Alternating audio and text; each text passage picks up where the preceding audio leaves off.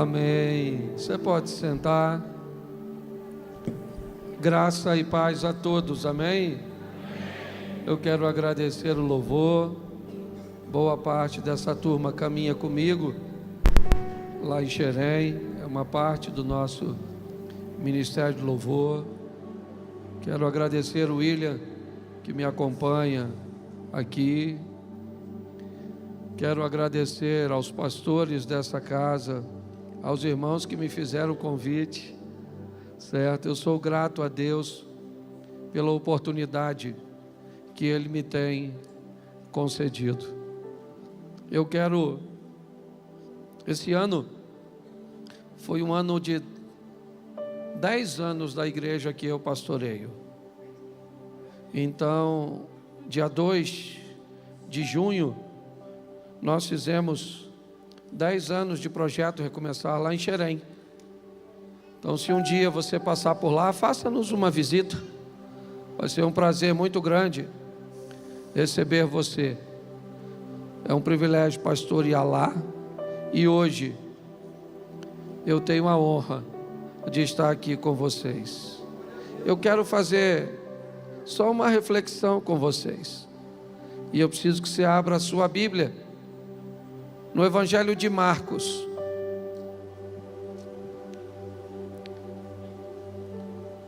A partir do verso de número 35. Marcos capítulo 4, verso 35. Nós vamos ainda entrar um pouquinho no capítulo 5. Mas Marcos 4, 35 diz assim: E naquele dia, sendo já tarde, disse-lhes: Passemos para o outro lado.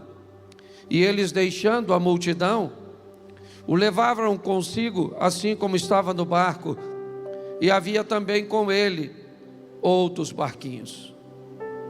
E levantou-se um grande temporal de vento, e subiu as ondas por cima do barco, de maneira que já quase se enchia. E ele estava na popa do barco, dormindo sob uma almofada, e despertaram-lhe, dizendo-lhe: Mestre, não se te dá que pereçamos? E ele, despertando, repreendeu o vento e disse ao mar: Cala-te, aquieta-te. E o vento se aquietou, e houve grande bonança. E disse-lhes: Por que estáis tão temerosos? Como não tendes fé? E sentiram um grande temor, e diziam uns aos outros: Mas quem é este, que até o vento e o mar lhe obedecem? Verso 1 do capítulo 5, diz: E chegaram do outro lado do mar, a província dos Gadarenos, e saindo ele do barco, lhe saiu logo ao encontro dos sepulcros um homem com um espírito imundo, o qual tinha sua morada nos sepulcros, e nem ainda com cadeias alguém podia prendê-los. Verso de número 21, ainda do capítulo 5. E passando Jesus outra vez num barco para o outro lado, ajuntou-se a ele uma grande multidão, e ele estava junto do mar. E eis que chegou um dos principais da sinagoga, por nome Jairo, vendo, prostrou-se aos seus pés, e rogava-lhe muito, dizendo: Minha filha está à morte, rogo-te que venhas e lhe impõe as mãos, para que sare e viva. Feche os seus olhos neste momento. Senhor nosso Deus e Pai, em nome de Jesus, eis aqui a Tua palavra. Fala conosco não o que queremos ouvir, fala conosco o que precisamos ouvir. Remova deste ambiente toda distração, toda preocupação com o depois, porque o momento mais importante é o agora. Sabemos que o Senhor está neste lugar, e sabemos que o Senhor jamais reuniu um povo para despedir este povo de mãos vazias. Sabemos que esta igreja está neste lugar para salvar pessoas, e para alimentar as pessoas durante esse processo, até um dia que vamos encontrar com o Senhor. Por isso, ó Deus, usa-me, continua falando conosco, em o nome de Jesus. Você pode dizer amém? Eu quero fazer uma reflexão com vocês sobre essas duas histórias. Primeiro, que pelo pano de fundo dessas histórias nós vamos encontrar famílias. Nós vamos encontrar estruturas familiares sendo atingidas, sendo abaladas, sofrendo. E nós vamos encontrar o mesmo personagem em ambas histórias, agindo de forma sobrenatural. A primeira coisa que nós vamos ver é um homem. Seu nome próprio nós não conhecemos. Me parece que todas as vezes que a Bíblia nos expõe a um ambiente cujo qual um nome próprio não estabelece a evidência, ela tem o propósito de fazer que nesse personagem possa ser introduzido o meu nome, o seu nome, o nome da minha casa, da sua casa, talvez não seguindo o mesmo modelo, o mesmo padrão, mas o que diz respeito à aplicação vai servir muito bem. A história deste homem é a história de uma família destruída por um homem que não consegue mais viver dentro de casa, por um homem que não consegue mais compartilhar a convivência com seus familiares. Ele enfrenta sérios problemas espirituais que o remove não apenas do convívio de seus familiares, mas ele está banido de todo o relacionamento interpessoal. Ele é considerado um louco pela sociedade que ele vive. Ele é um vivo vivendo no meio dos mortos, pois nós lemos que ele vivia entre os sepulcros, gritando e assustando pessoas.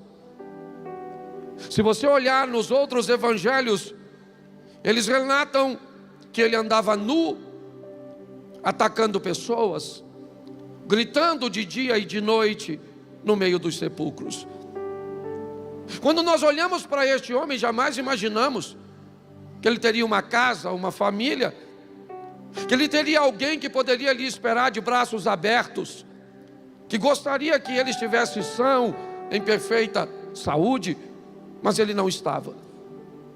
Ele estava removido do convívio. Nem sempre as famílias são atacadas por pessoas que vão abandonar seus lares. Muitas pessoas continuam morando no mesmo lar, só não fazem mais parte de um casamento sadio, de uma paternidade sadia, de uma filiação sadia, de um convívio sadio. Muitas pessoas moram na mesma casa, mas não vivem juntas, não são parceiras, não são cúmplices, não são sócias, não são amantes, dependendo do relacionamento com cada uma delas. Se essa história não aparenta ter nada a ver com você, muito cuidado, pois talvez ela só não aparenta porque você não gostaria de enxergar algumas coisas que precisam ser revisadas, revistas. Esta é a história deste homem. Ele está nos sepulcros, nas ruas, longe de sua casa. Às vezes eu me pergunto se ele não atacava pessoas, por que é que não mataram este homem? Já é tarde demais para ele, ele não é mais um garoto, a situação dele não é boa, mas lá está ele, percorrendo as ruas, gritando, atacando os outros, amedrontando pessoas, afastando pessoas de si. O evangelho não cabe nele, certamente, pelo menos na mentalidade de muitos. Mas quando eu leio o verso 35, ele diz: e sendo já tarde, disse-lhe Jesus, vamos para o outro lado. Jesus chama seus discípulos a ir para o lado leste do mar da Galileia, o território de Decápolis, a terra dos gentios. Judeus não queriam frequentar aquele lugar, lá não tinha comida para eles. Lá o porco era um elemento de sacrifício a deuses pagãos. Não tem ninguém no ministério de Jesus que cabe para que possa ser enviado como missionário para fazer alguma coisa nas 10 cidades pagãs da Transjordânia. Mas o verso 35 diz, narrado por Marcos: já era tarde quando Jesus disse: vamos do outro lado. Do outro lado fazer o quê? O que tem daquele outro lado? O que nós vamos fazer lá? É um lugar impróprio, inadequado, inóspito. Eu não quero ir lá, ainda mais no fim do dia, e eu estou cansado. Provavelmente pescadores experientes, como Pedro, Tiago, André e João, podem olhar para o norte e ver as margens do Hermon, que as nuvens já estão se formando, que uma tempestade vai se abater sobre aquele mar. Para que entrar ali? Para ir para um lugar? Vamos fazer o que lá? Não tem ninguém, não tem uma congregação nossa, não tem nenhuma igreja aniversariando, não tem uma família que nos recebeu ainda. O que nós vamos fazer lá? Eles não sabem.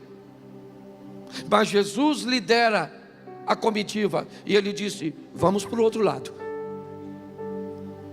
No caminho nós vamos enfrentar uma tempestade. No caminho nós vamos enfrentar a incredulidade dos discípulos, a incompreensão das pessoas. Mas Jesus está dizendo: mas nada vai me parar de ir, para que eu possa ir para o outro lado. Eu tenho algo para fazer do outro lado. Não interessa se as pessoas sabem ou não sabem, não interessa se elas desconfiam ou não desconfiam.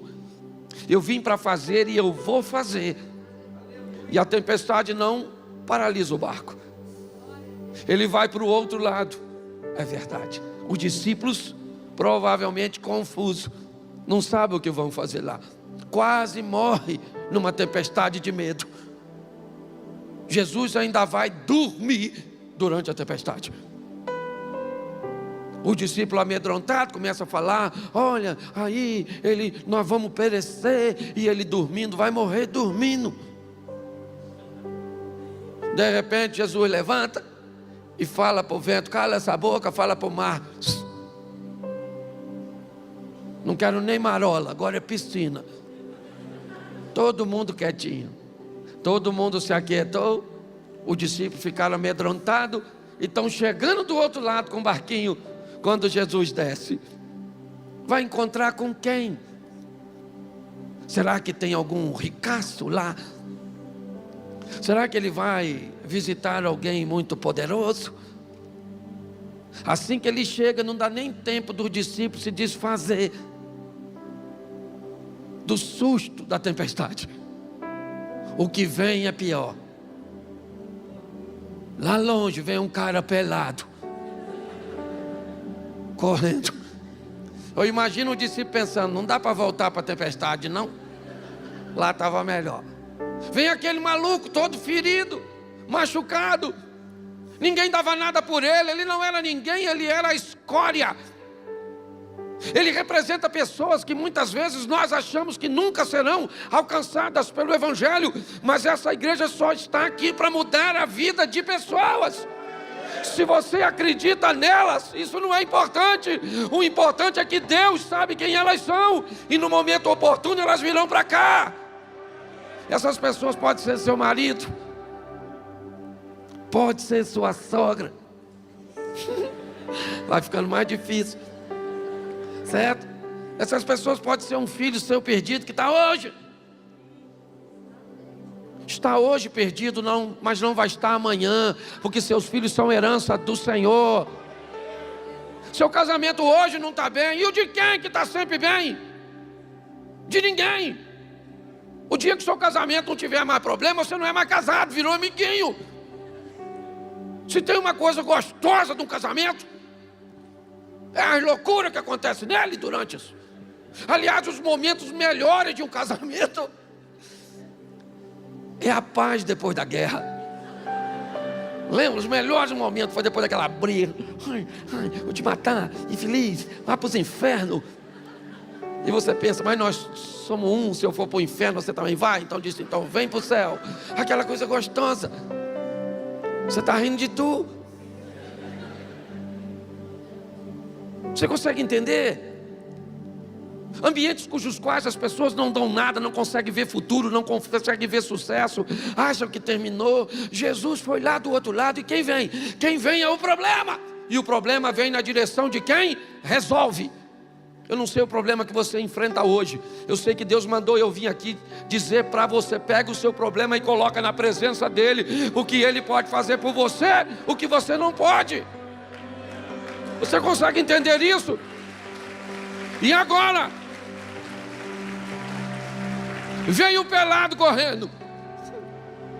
Eu imagino a cara dos discípulos. E Jesus olhando, pensando o quê? Lá vem o pelado, lá vem o vestido, lá vem o maluco, lá vem meu evangelista. Mas ele é um louco para vocês, para mim não. Você só consegue enxergar o que está diante dos olhos. Eu consigo ver além. E lá vem o cara correndo. Eu acho isso muito legal.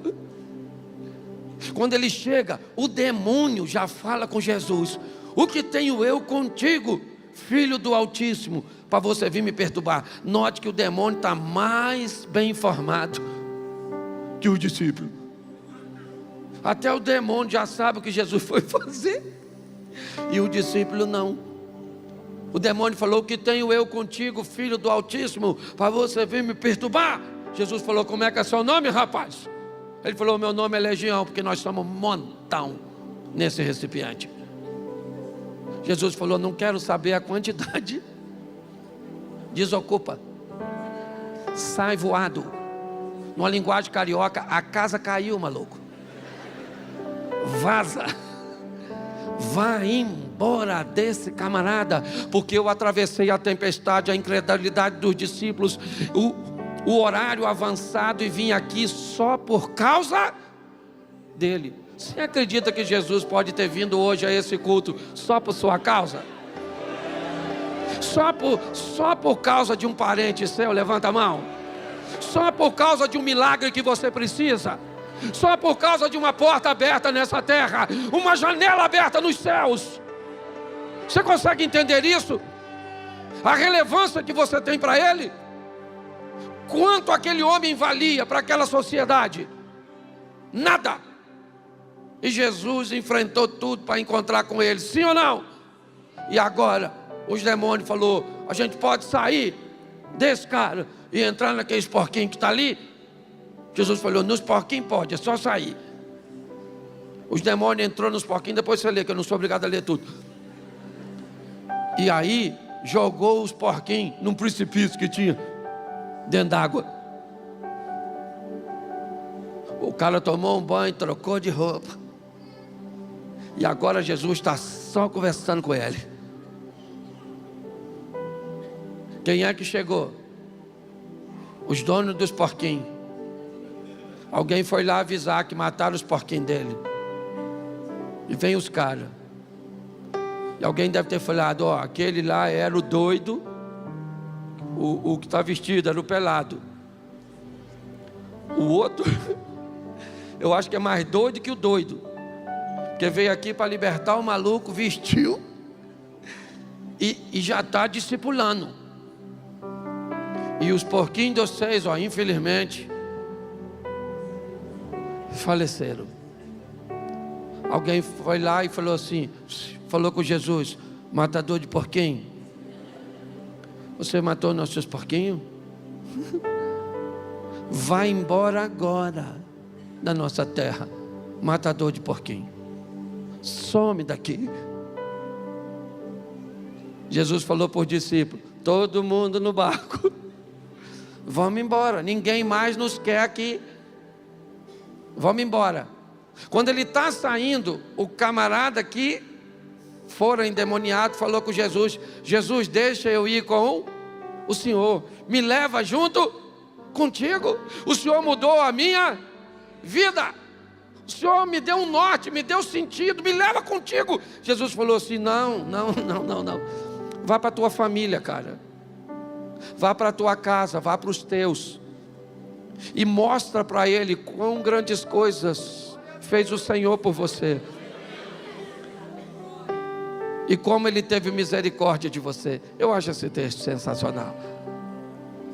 O cara agora, eu imagino, pensa a família dele. Não sei quem ele tinha de família, também não sou obrigado a saber tudo. Olhando ele vindo. Será que é fulano? Mas está vestido, está equilibrado. Depois de um encontro com Jesus, nós temos que voltar para casa. Mas não podemos voltar da mesma maneira que nos encontramos com Ele. Nossa família tem que ver em nós. A comunidade que nós participamos tem que ver em nós a mudança que Cristo fez. Agora ele volta para casa, sim ou não? Sim ou não? Isso. A terra dos gentios.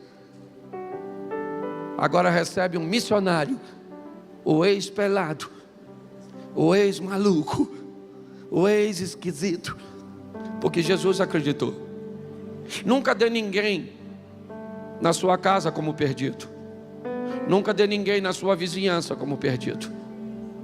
Saiba de uma coisa: Jesus pode mudar qualquer pessoa, qualquer situação. Ele pode entrar com providência a seu respeito nessa noite. É para isso que a igreja está aqui. A igreja não está aqui para te dar desesperança. Pensa numa igreja que pregasse assim: pastor, pensa se o pastor subisse aqui e falasse assim: olha, gente, estamos vivendo momentos muito difíceis, tendência a piorar. Jesus está voltando às portas. Se prepare para as dores, para perder. Tá bom? Se prepare para o sofrimento, para a dor, para o caos. Mas você vai morar no céu. Deixou de ser culto, virou filme de terror. A igreja não está aqui para isso.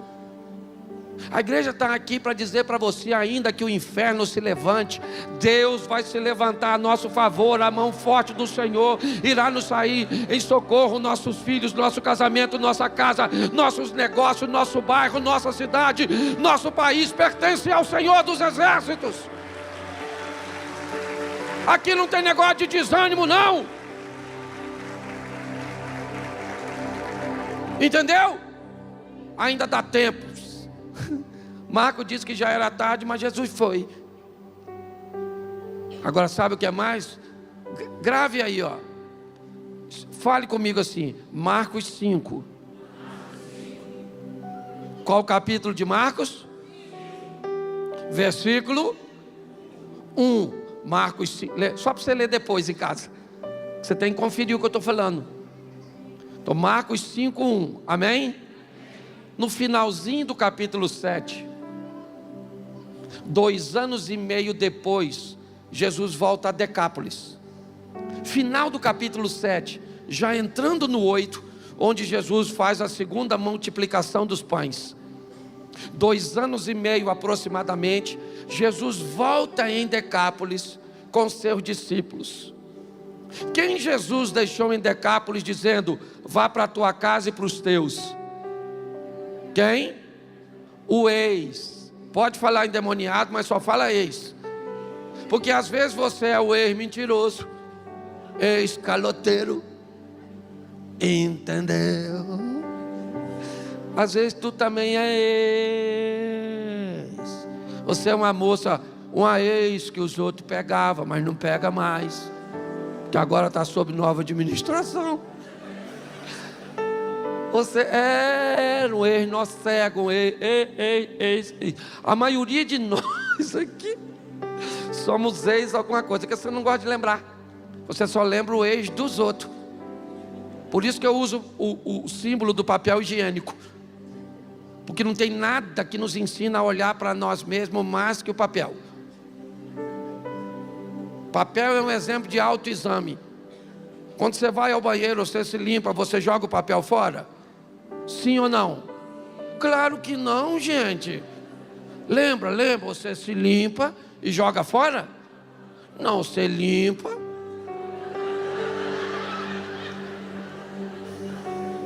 Examina. Aí depois você joga fora. De acordo com o exame, você decide se passa de novo. Certo? Quer dobrado, quer um novo. Aí você passa de novo, joga fora? Aí você fala, agora melhorou. Não está 100% não, eu ainda tenho que vasculhar aqui, ó, a ala. Enquanto não sair, limpinho tu não para. Gente, não dá mais tempo de ficar olhando para a vida dos outros. Você está entendendo? Chegou o nosso momento, a nossa hora. Nós vamos viver o incrível, o sensacional, o extraordinário, porque Ele não rompe barreiras para entrar na nossa vida. Ele não vê situações difíceis. É assim que funciona. Ele quebra as barreiras para entrar na nossa vida. No capítulo 8, segunda multiplicação dos pães, Jesus volta em Decápolis. Sabe quantas pessoas tem para ouvi-lo? 4.000 homens, sem falar mulheres e crianças. E quem é que Jesus deixou lá para pregar a palavra durante esses 2 anos e meio? Um ex-endemoniado que ninguém dava nada por ele. Porque Jesus chegou. E quando Ele chega, ninguém pode aprisionar um dos seus. Você crê que vai ver seu marido liberto? Seus pais libertos? Seus filhos libertos? É isso aí.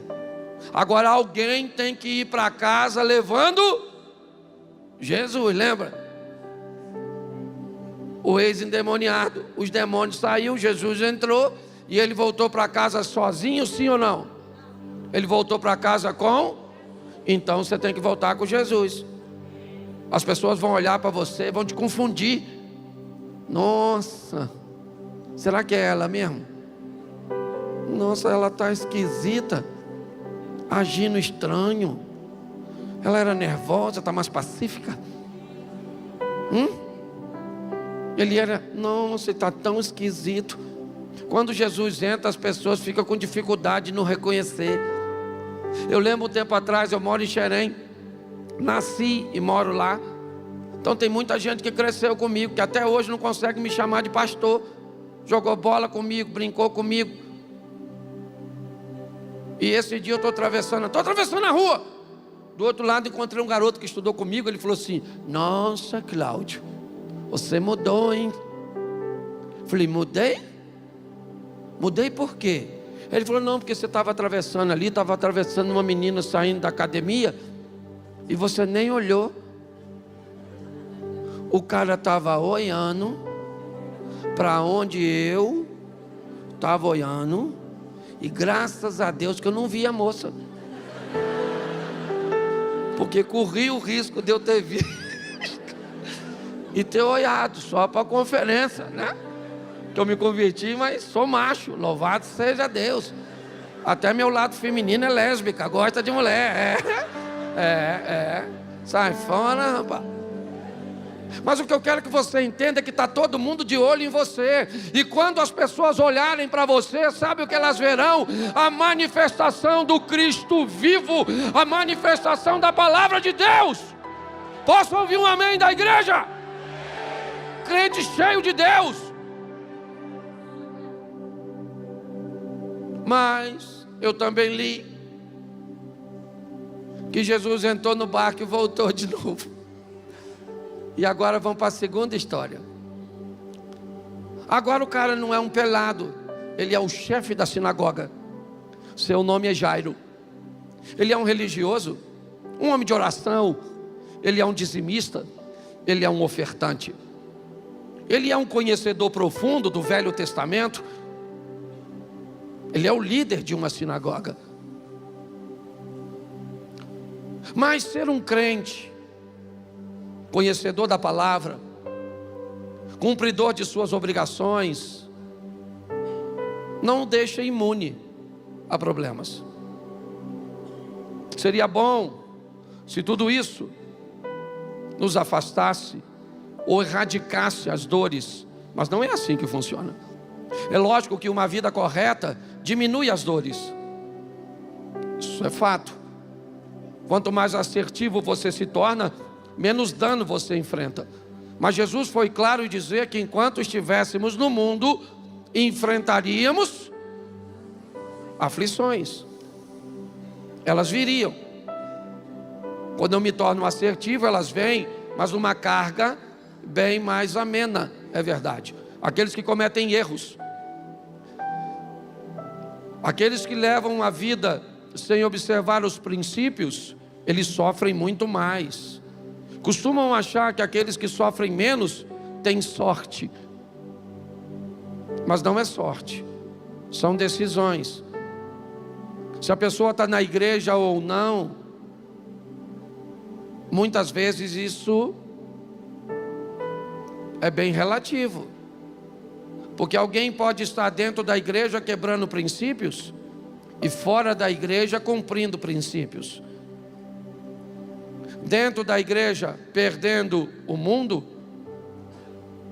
fora da igreja ganhando o mundo, fora da igreja perdendo os céus, dentro da igreja ganhando os céus, dentro da igreja ganhando os céus, dentro da igreja ganhando o mundo, porque não é uma permuta.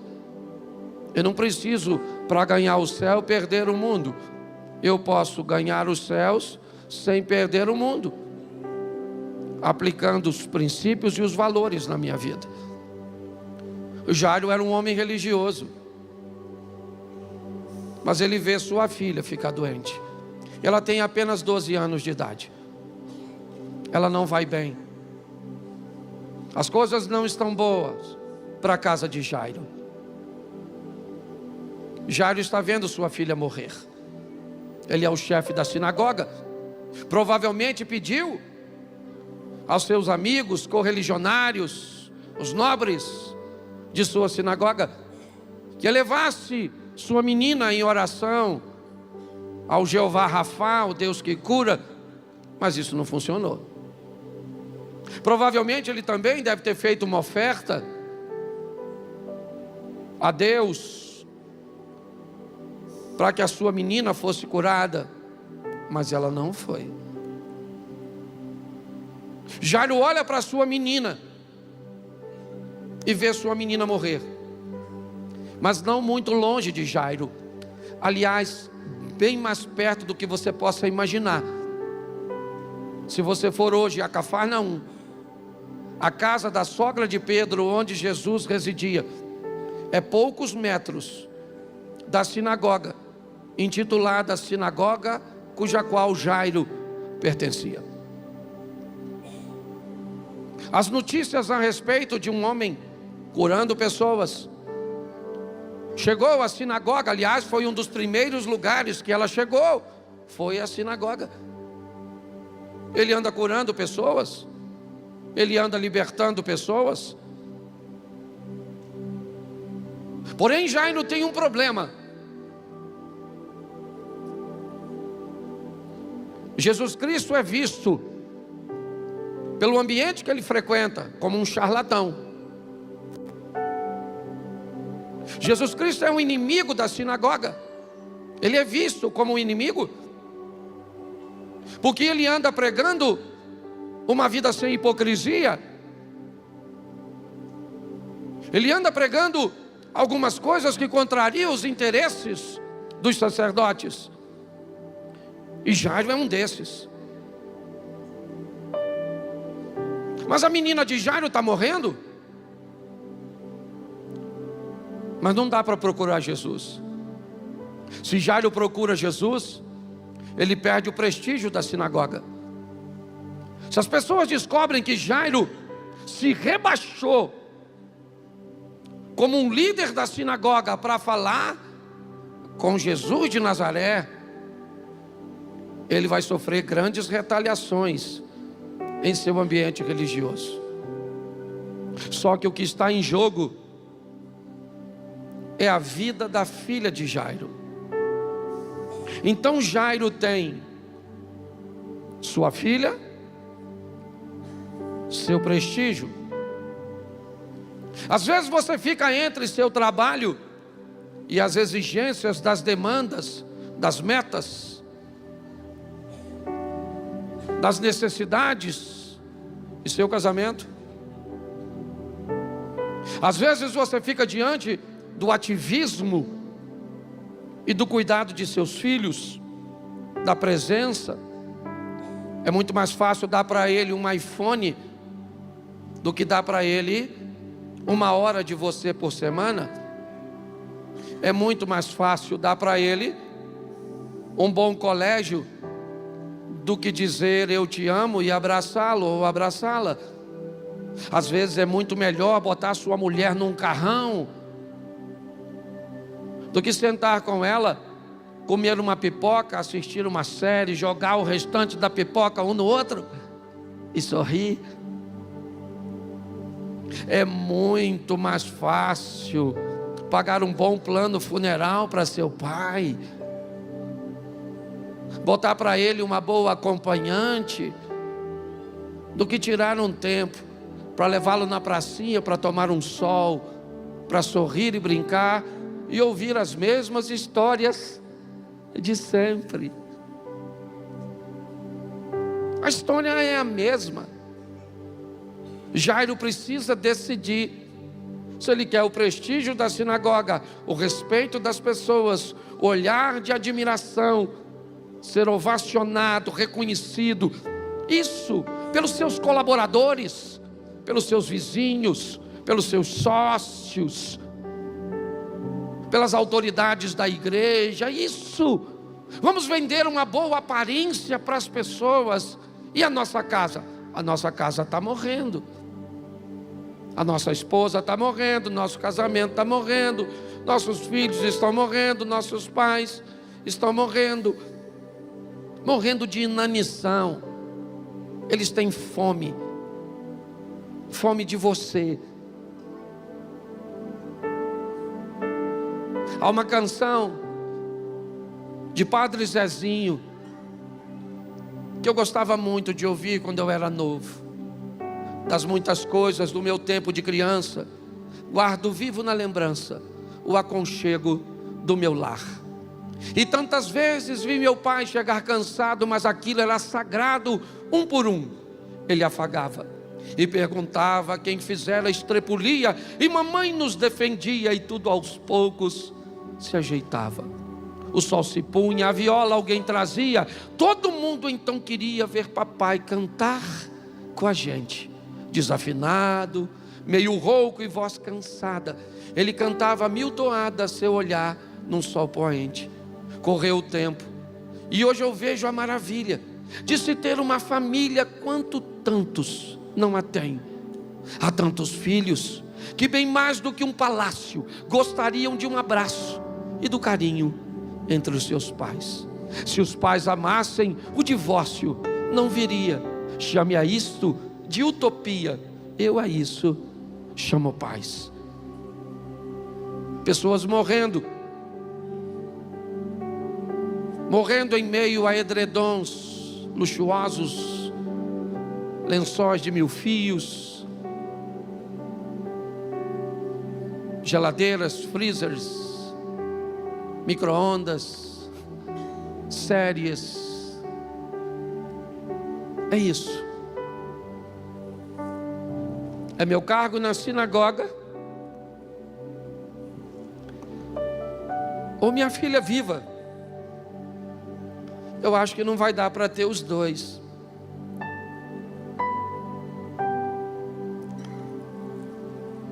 Minha filha ou a sinagoga? Jairo disse: eu vou ficar com meu casamento, eu vou ficar com minha filha, eu vou ficar com minha vovó, eu vou ficar com meu papai, eu vou ficar com minha esposa, eu vou ficar com os meus. Porque no final o que sobra é só isso. Não se engane. A maioria das pessoas, elas não gostam de você, só gosta do que você está fazendo. É só parar de fazer que elas vão embora atrás de outras. E é assim que a vida funciona. Jairo agora vai falar com Jesus.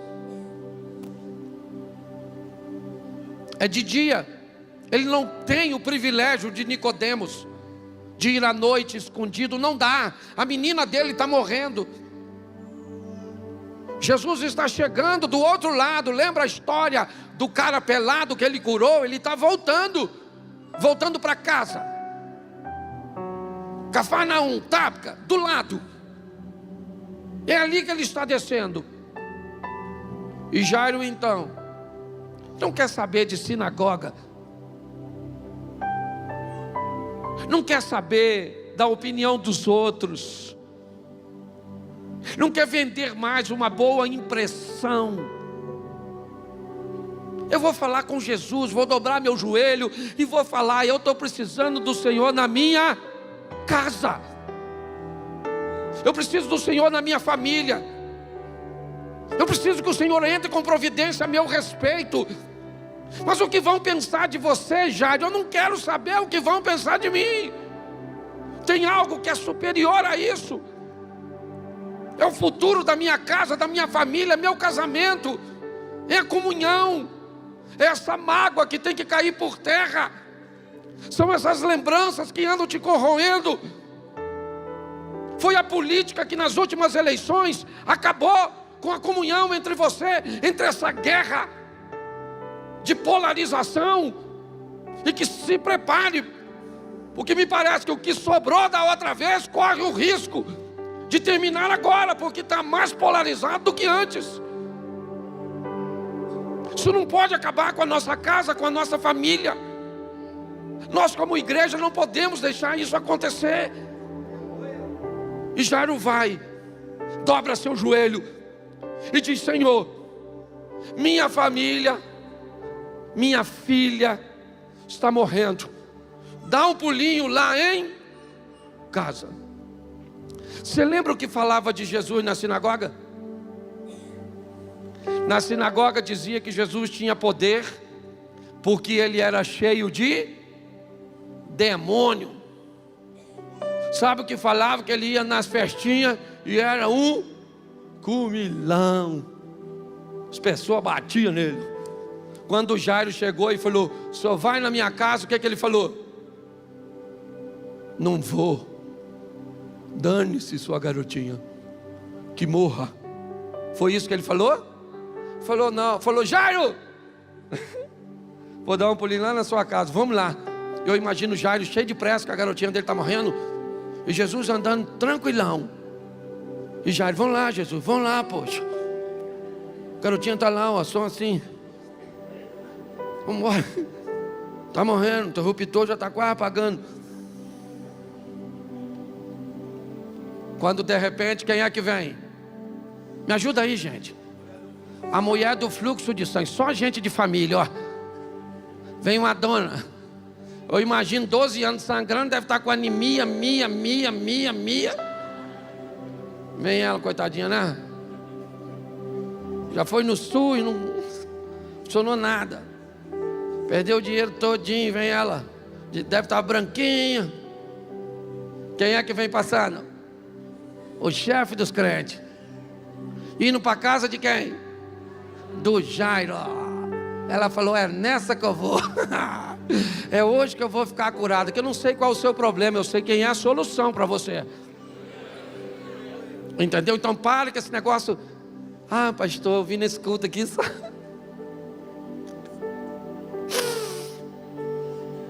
Mas para mim não tem mais jeito não. Então você veio no lugar errado. A igreja está fazendo 11 anos. Na festa de 11 anos, quem ganha presente é você. Ele vai te presentear com um milagre. Você pode ter certeza disso. Então para com essa palhaçada. Detesto isso. Esse dia a mulher falou comigo: pastor, homem nenhum presta. Pastor, não quero mais saber de homem, sabe? Homem nenhum presta. Eu falei: nossa, a senhora está rodada, hein? Já provou os homens. Até eu olhei para ela e pensei, será que já peguei e não lembro? Homem nenhum presta. O que ela está me descrevendo é a dor de tentativas ruins. Cuidado, você pode estar rindo de tudo. Volta aqui para o texto, foi só para dar uma alegradinha em você. Olha só, olha agora. Ela foi lá e tocou em Jesus, sim ou não? Ela ficou curada, sim ou não? E ela foi embora para casa? Sim ou não? Foi curada e foi embora para casa dela, agora tomar um banho, tirar aquela roupa, aquela coisa toda, passar pela purificação, porque ela estava sangrando, e voltar para o convívio de sua família, sim ou não? O ex-endemoniado já está vivendo com a família, sim ou não? Mas o problema agora é Jairo. Quando a garotinha, quando a mulher está saindo para ir embora, curadinha, quem é que chega? Uns caras da casa do Jairo. Falou, Jairo, ô Jairo, garotinha, ó.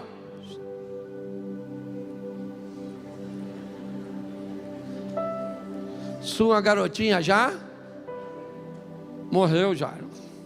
Poxa, deu dó, não deu não? Pô, não deu pro Jairo, ó. A garotinha do Jairo morreu. Sabia disso? Soube disso? Você não disse? Soube não, né? A garotinha morreu, sim ou não? Sim ou não? Isso. E o que o pessoal falou? Não incomode mais já é tarde. Jesus olhou para o Jairo, deve ter olhado com aquela cara assim, ó. Jairo, eu ainda vou lá na sua casa. Falou? Não temas, crê. Eu ainda vou na sua casa, Jairo. Estão dizendo que não tem mais jeito, mas eu vou. Eu imagino o Jairo chorando, indo para a casa dele. E Jesus, quando chegou na casa do Jairo, fala assim, chegou na casa do Jairo, Jesus não deixou ninguém entrar, a não ser o Jairo, fala Jairo, a mulher do Jairo, o Pedro, o Tiago e o João.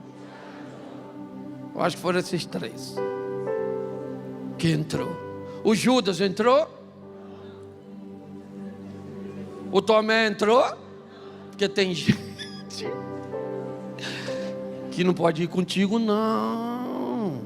Tem umas pessoas que tem que ficar. Cuidado quem se leva contigo.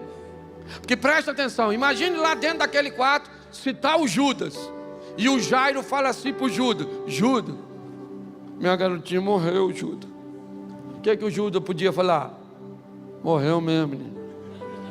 Tá branquinha, ó. Você só tem ela? Meu sentimento. Se fala com Tomé. Tomé, minha garotinha morreu. Tomé, sério? Nem acredito. Mas ele levou essa turma? Você tem que saber com quem você carrega com você.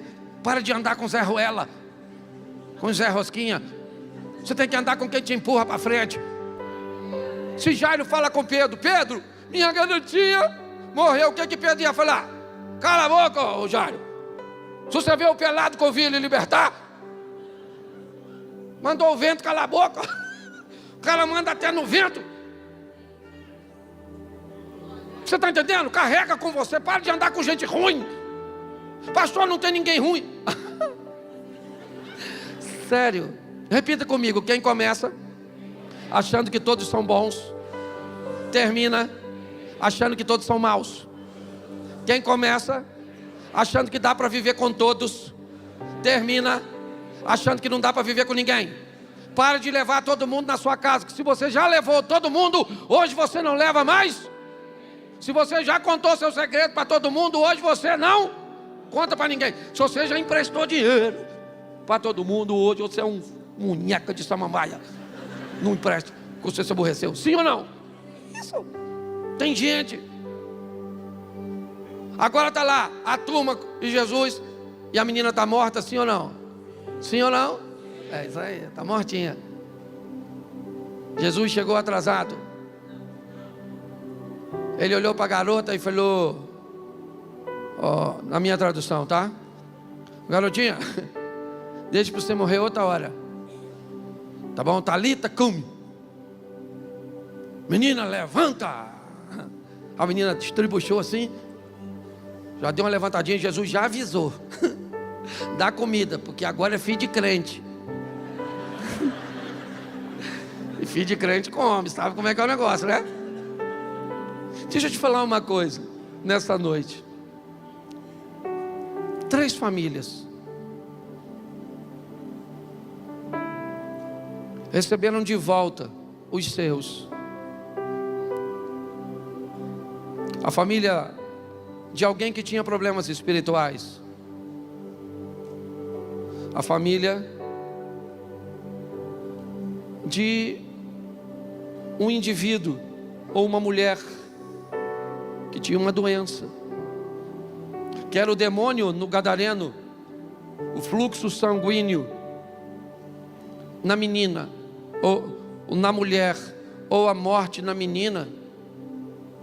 As 3 passagens falam de distanciamento. Ele morava na rua, a outra morava de casa, dentro de casa, mas não podia sentar, não podia tocar, não podia fazer nada, porque era impura. E a outra, a menina estava morta. As histórias convergem para o mesmo personagem central, a Cristo. E Ele fez por essas famílias o que ninguém podia fazer. A história deles é passado. O presente é a nossa história. É o hoje, somos nós. Então eu queria que você ficasse de pés neste momento. Fica de pés. Este culto está terminando e eu não posso ir com você. O pastor não pode ir com você, mas tem alguém aqui que pode ir com você. Esse alguém é o Espírito Santo de Deus.